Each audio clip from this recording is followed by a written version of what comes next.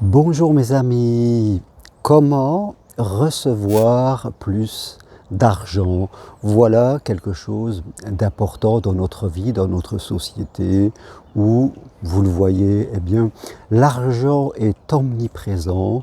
Si vous regardez les informations, vous entendez parler beaucoup d'argent.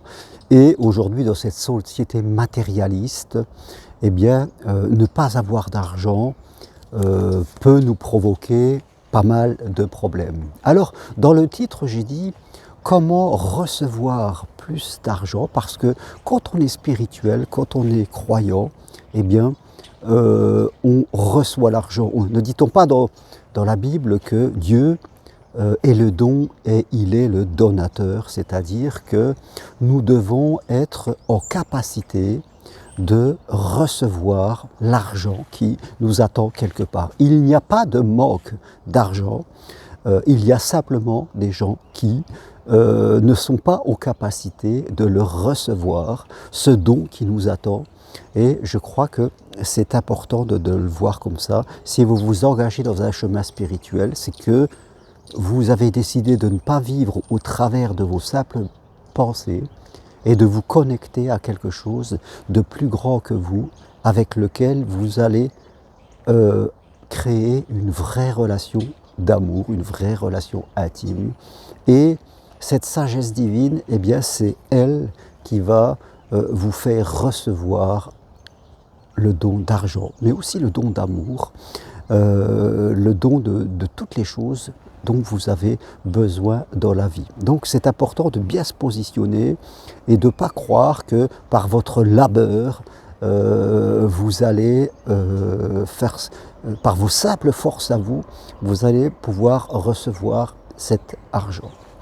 Ce qui nous est demandé aussi, c'est de toujours bien repositionner l'argent dans ce qu'il est. Ne jamais faire de l'argent un dieu ou une idole. Et nous faisons de l'argent une idole, en général, quand nous cherchons à toujours en avoir plus, ou quand nous en manquons et que nous sommes toujours en train de penser à l'argent. Voilà, quand on pense trop à l'argent, eh bien, on en fait une idole parce que ça prend tout l'espace dans notre tête. Et je crois que c'est très important. L'argent est un moyen qui doit avoir deux finalités, c'est-à-dire subvenir à nos besoins primaires matériels que nous avons tous dans la vie, le logement, les factures, la voiture, tous ces besoins primaires qui sont nécessaires à un être humain, et après, pouvoir dépenser ce qui me reste dans des besoins spirituels, dans des besoins du ciel, en créant des moments d'amour, en me formant, en cherchant à progresser, à aller vers les autres, voilà. Les besoins, nous devons faire en sorte que l'argent que nous mettons dans les besoins spirituels, qui sont les plus importants, doit être supérieur aux besoins matériels. C'est pour ça qu'il nous faut nous apprendre à vivre de manière plus sobre. Je ne dis pas qu'il faut vivre comme avoir le sentiment de pauvreté, mais dans une sobriété juste. Voilà, l'abondance n'est pas l'opulence. Attention, nous vivons dans une société qui nous fait avoir plein de désirs, des désirs dont on peut se passer, qui sont souvent excessifs, et des désirs qui nous font dépenser de l'argent. On n'est pas obligé de faire le tour de la planète. On n'est pas obligé d'avoir une maison qui fait 300 mètres carrés, ou avoir une grosse voiture, ou avoir trop de vêtements, trop de chaussures, que sais-je. On n'est pas obligé. On peut vivre plus simplement, quelque part, pour dégager de l'argent qu'on ne mettra pas dans le matériel, parce qu'on en a assez. On sait dire à un moment, j'en ai assez, et après, on va dépenser l'argent, voilà, pour notre évolution.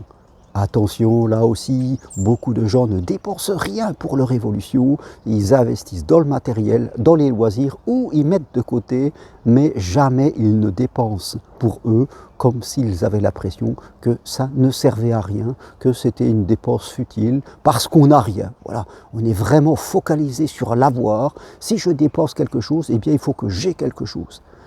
Mais si je dépense sur moi, sur ma progression, je n'ai rien. Matériellement, je n'ai rien. Et donc, c'est une dépense inutile. Et donc, ces gens, eh bien, ne passeront jamais ce palier de quitter l'inquiétude, l'angoisse qui peut être en eux. Ils n'atteindront jamais la paix spirituelle parce qu'ils n'investissent pas sur eux. Et s'ils n'investissent pas sur eux, eh bien, la sagesse divine n'investira pas sur eux. C'est comme ça. Hein. On récolte toujours ce qu'on sème, surtout avec l'argent. Troisième point qui est important, eh bien, nous devons être des bons gestionnaires. Même si nous avons peu, nous devons cultiver le contentement, le remerciement, la louange. Remercier même si on a peu. Et si on a peu, on doit être un bon gestionnaire. Et malgré ça, on doit dégager un peu d'argent pour nos besoins spirituels, même si c'est 15 € par mois. On doit toujours prioriser notre être, donc être de bons gestionnaires. Imaginez que vous êtes un chef d'entreprise et que vous donnez une petite tâche à vos employés et qu'il l'a fait mal, vous n'allez pas, je dirais, lui donner quelque chose de très très important. Eh bien le Père Céleste là-haut, si vous vivez avec 1400 € par mois et que c'est le bordel, eh bien il ne vous donnera pas 2000 € ou 3000 €, il y aura un blocage quelque part, parce que si vous n'êtes pas capable de vivre avec 1400 € par mois et d'avoir quand même un équilibre et de remercier pour ce que vous avez, même si c'est peu, eh bien vous verrez que ça va vraiment freiner pour avoir plus. Donc c'est très, très important. Soyez un bon gestionnaire.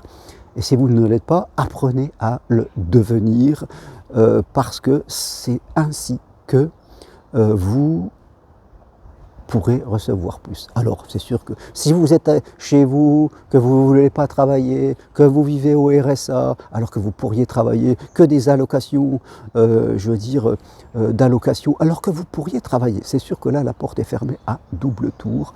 Vous ne devez ne pas avoir de dette et surtout récolter l'argent du fruit de votre travail et non pas, je dirais, des sommes qui sont mises par la collectivité, c'est-à-dire par les gens qui, eux, travaillent. Bien sûr, si vous avez une difficulté, un problème, il est normal que la collectivité vous aide. Mais si à un moment vous jugez de manière authentique que vous pouvez travailler, eh bien vous devez abandonner le plus tôt possible toutes les aides sociales parce que vous êtes en capacité de travailler. Même si le travail vous fera recevoir que la même somme des aides sociales, eh bien, spirituellement, ce n'est pas du tout la même chose. Donc, c'est important, soyez un bon gestionnaire et gagnez l'argent par le fruit de votre travail et cultivez le contentement et remerciez même si vous avez peu pour l'instant. Et encore une autre voie dans ce domaine très important, justement, après, si vous désirez avoir plus, il vous faut ouvrir des voies, c'est-à-dire chercher à travailler plus ou de façon différente. Si vous êtes dans un emploi de salarié et que vous gagnez 1300 € par mois, eh bien vous n'aurez aucune voie. Il faut que la sagesse divine, si elle vous donne de l'argent, il faut qu'elle puisse le faire. Hein. Si vous travaillez, vous avez 1300 € et puis après vous êtes dans les loisirs, vous ne faites rien d'autre, c'est impossible que l'argent vienne chez vous. Hein, vous pouvez jouer l'auto, bien sûr, vous pouvez espérer un héritage, ok, mais c'est très aléatoire. Mais il va vous falloir ouvrir des voies, peut-être vous investir dans un nouveau travail avec un meilleur salaire, peut-être de devenir indépendant dans quelque chose qui vous permettra de recevoir, en plus de votre travail de salarié, ou quasiment en changeant de voie. Vous devez réfléchir, vous devez demander à la sagesse divine aussi de vous donner des intuitions et de vous lancer dans une réorganisation de votre vie professionnelle, mais aussi personnelle, pour pouvoir recevoir le don peut-être qui vous attend. Vous devez croire que vous pouvez recevoir le don aussi. Il y a un côté estime de soi qui est très très important. Mais si vous êtes que dans la plainte ferme la porte. La critique ferme la porte. Si vous vous plaignez de ne pas avoir, si vous allez manifester en disant le gouvernement il doit me donner plus, si vous critiquez l'argent ou vous critiquez ceux qui en ont, ben, vous fermez la porte à double, à triple tour.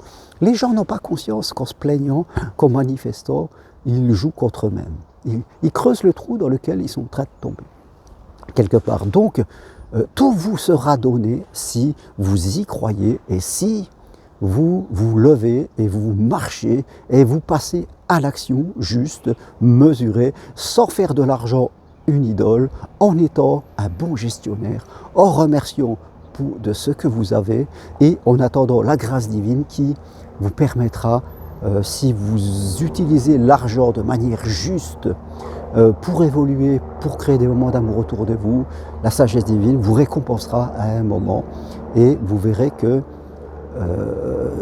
tout viendra à vous au bon moment. C'est peut-être pas forcément le vôtre, celui que vous voulez, mais tout viendra à vous, je peux vous l'assurer. Donc voilà, levez-vous, mettez-vous en route et vous recevrez. Si vous restez comme vous êtes dans vos paresses et dans vos habitudes qui vous plombent, vous pouvez être sûr que la porte est fermée et que l'argent que vous pouviez recevoir, eh bien, restera quelque part dans le ciel et il ne viendra jamais à vous. Voilà ce que je voulais partager avec vous.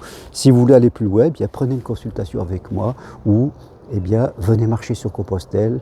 Les dates vont sortir, ça sera sûrement fin mai, fin juillet et puis fin septembre. On a 3 marches l'année prochaine, Conques, Rocamadour et Saguième-le-Désert. 3 marches vraiment où, si vous venez, vous verrez que vous allez complètement évoluer personnellement. Merci à vous, à très bientôt, au revoir.